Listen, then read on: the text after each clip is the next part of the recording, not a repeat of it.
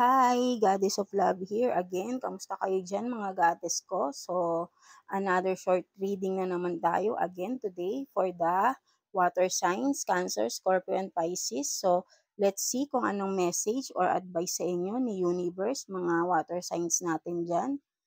Cancer, Scorpio, and Pisces. So, tignan natin. Let's get two cards for you, for your advice or message ni Universe sa'yo. So, let's see.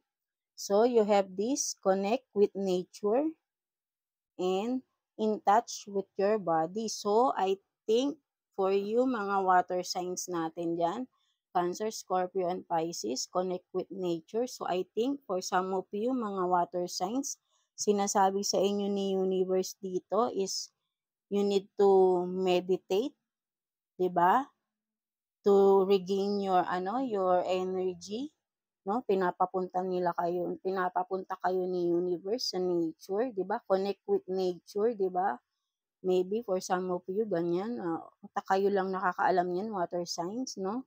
And with regardless with this another card rin, in touch with your body. So yun nga no, maybe some of you water signs no, medyo drain ang inyong energy right now, no? So kailangan nyo mag-detox, 'di ba?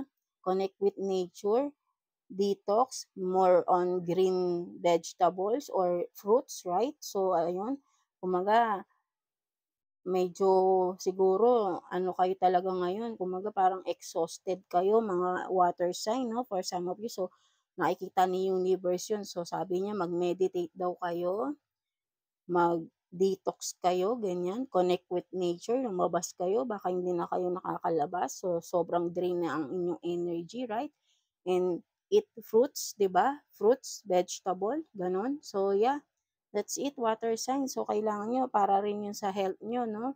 Para rin kayo siguro nga, medyo baka yung mga kinakain nyo rin is hindi healthy ngayon. So, you need to detox mga water sign, no?